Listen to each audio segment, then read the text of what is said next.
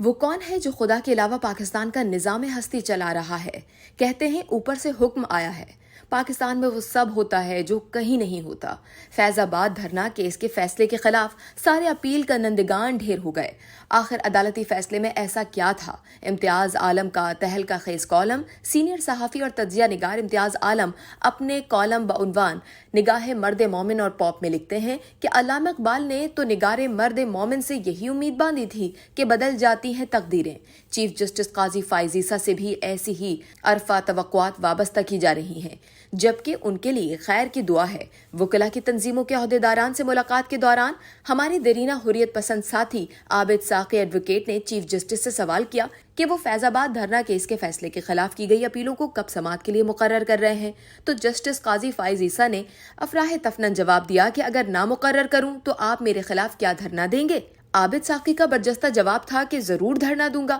قاضی صاحب کی حمایت ایسی جاگی کہ انہوں نے بنا ہچکچاہٹ اپنے ہی بینچ کے 2009-2-6 کے فیصلے کے 4 سال بعد اپیلوں کی سماعت کا فیصلہ کر لیا۔ سب اپیل کنندگان کو نوٹس بھیج دیے گئے۔ پھر کیا ہوا؟ نگاہ مرد مومن کام کر گئی اور سارے اپیل کنندگان ڈھیر ہو گئے۔ وزارت دفاع، جس میں تمام افواج اور انٹیلیجنس ایجنسیاں شامل ہیں، سمیت تمام اداروں بشمول الیکشن کمیشن آف پاکستان اور وزارت داخلہ نے کان پکڑ لیے۔ سب سے مسحقہ خیز کلابازی تحریک انصاف پاکستان نے لی، جو فیض آباد دھرنا فیلوز کی حمایت میں اپیل کنندہ بنی تھی۔ اب حالات بدلنے پر ان تمام اداروں کو کٹہرے میں کھڑا کرنا چاہتی ہے جس کی گوشمالی کی پاداش میں وہ اب خود کٹہرے میں ہے۔ اپیل کنندگان اپنی اپیلوں کی واپسی کے لیے گھگیا کے رہ گئے۔ یہی میزان کی گھڑی تھی۔ چیف جسٹس نے منافقانہ استدعا خاطر میں نہ لاتے ہوئے 27 اکتوبر تک ان سے تفصیلی جوابات طلب کر لیے ہیں اور 1 نومبر کو ممکنہ طور پر قوم یوم حساب ٹیلی ویژن پر دیکھے گی۔ واہ، کیا دن ہوگا کوئی اور! چیف جسٹس نے بہت ہی بنیادی اور تیکھے سوالات اٹھائے ہیں کہ فیصلے پر کیوں اور کس کے کہنے پر انگلیاں اٹھائیں، اور اب کیوں اور کس کے کہنے پر اپیلیں واپس لی جا رہی ہیں۔ اب سب نے فیصلے کی سچائی تسلیم کر لی ہے تو ہم پاس ہو گئے ہیں۔ اب ان کی باری ہے جنہوں نے فیصلے پر عمل نہیں کیا۔ یہ بھی پوچھا کہ 4 برس سے اپیلیں کیوں مقرر نہیں کی گئیں، اور وہ کون ہے جو خدا کے علاوہ پاکستان کا نظام ہستی چلا رہا ہے۔ یہ بھی کہا کہ فیض آباد دھرنا کیس کے فیصلے اور 8ویں احکامات پر اگر عمل ہو جاتا تو شاید جڑوالا میں مسیحی دشمن فسادات نہ ہوتے اور ہجوم کے انصاف کا راستہ بند کیا جا سکتا۔ 12 مئی 2007 کو کراچی میں کتنے ہی لوگ مارے گئے، تو کیا اس پر بھی مٹی پاؤ؟ اگر کوئی شرم ہوتی اور آئین کا احترام ہوتا تو کوئی کم از کم ذمہ داری قبول کرتا۔ خود ہی چیف جسٹس نے استفہامی انداز میں جواب دیا کہ پاکستان میں وہ سب کچھ ہوتا ہے جو کہیں نہیں ہوتا۔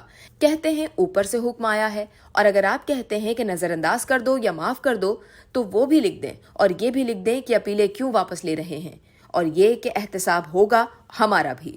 آخر فیض آباد دھرنا کیس کے فیصلے میں کیا تھا جو مملکت خداداد کے ناخداؤں کے پاؤں تلے سے زمین نکل گئی؟ 43 صفحات پر مشتمل جسٹس قاضی فائز عیسیٰ کا فیصلہ اور تقریباً 5 صفحات پر مشتمل ٹھوس نتائج اور احکامات فیصلے کے نقطے 53 میں 17 احکامات کی صورت میں دیے گئے ہیں، پر اگر صدق دل سے عمل کیا جائے تو پاکستان کی آئینی جمہوریہ کو درپیش بڑے چیلنجز کا حل نکل سکتا ہے۔ فیصلے میں پاکستان کی تاریخ کے حالیہ بڑے واقعات کا جائزہ لیا گیا ہے، جن میں اصغر خان کیس، 14 مئی کو کراچی میں خوریزی، 2014 کے پی ٹی آئی اور پیٹ کے دھرنے، اور فیض آباد کے پل پر تحریک لبیک کے دھرنے کا جائزہ لیا گیا ہے۔ جتھوں اور ہجوم کی وحشت کو کڑی تنقید کا نشانہ بناتے ہوئے بنیادی انسانی حقوق پر تفصیلی رائے دی گئی ہے۔ سب سے بڑھ کر سیاسی امور پر افواج اور اس کی ایجنسیوں کی مداخلت کو سخت تنقید کا نشانہ بناتے ہوئے انہیں آئین میں دیے گئے افواج کے حلف آئینی منشا کے خلاف قرار دیتے ہوئے اس کی سختی سے ممانعت کی گئی ہے۔ دنیا بھر کی خفیہ ایجنسیوں کو ریگولیٹ کرنے والے قوانین کا تقابلی جائزہ پیش کرتے ہوئے یہ بھی نوٹ کیا گیا ہے کہ پاکستان کی خفیہ ایجنسیوں کا دائرہ کار اور سرگرمیوں کی نگرانی کا کوئی واضح قانون یا ضابطہ ہے کہ نہیں۔ فیصلے میں شہریوں کے بنیادی حقوق کے تحفظ کیا گیا ہے کہ یہ دوسروں یا عوام کے حقوق کی پامالی کا باعث نہ ہو۔ الیکشن کمیشن کو بااختیار قرار دیتے ہوئے کہا گیا کہ وہ سیاسی جماعتوں کے حوالے سے دیے گئے معاملات پر عمل درآمد کرائے، جس میں ان کی فنڈنگ بھی شامل ہے۔ ریاست کو تنبیہ کی گئی ہے کہ اگر وہ شہریوں کا تحفظ نہیں کرے گی تو پھر 12 مئی جیسے خونی واقعات جنم لیتے ہیں۔ ایسے فتوے جو دوسروں کو مصیبت سے دوچار کرتے ہیں کے خلاف قانونی کارروائی کی جائے۔ میڈیا پر بندش کا نوٹس لیتے ہوئے پیمرا کو ہدایت کی دی گئی ہے کہ وہ کیبل آپریٹرز کے خلاف کارروائی کرے یا پھر ان اداروں کو کہے جو بے جا مداخلت کرتے ہیں۔ تمام انٹیلیجنس ایجنسیوں کو حکم دیا گیا ہے کہ وہ اپنے مینڈیٹ سے تجاوز نہ کریں اور انہیں حق اظہار رائے کو روکنے یا میڈیا میں مداخلت کا کوئی حق نہیں ہے۔ اس ویڈیو سے صرف اتنا ہی، مزید جاننے کے لیے سبسکرائب کیجیے ڈیلی جنگ یوٹیوب چینل اور لائک کیجیے ڈیلی جنگ فیس بک پیج۔